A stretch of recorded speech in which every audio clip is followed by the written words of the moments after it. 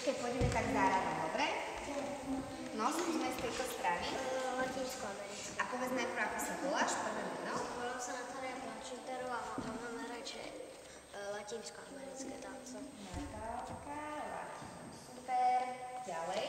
Tak, sa volám Mikalka Kučeláka. A mám rada tance hip-hop. Hip-hop, super. Saskia Gorovová a hip-hop a ballet. Zaujímavá kombinácia. Dobre. Som Janka Kovačová a baví ma hip-hop. Dobre, ďalej. Som Jessica Bilaniová a mňa bavia dve tance. Aké? Dve tance.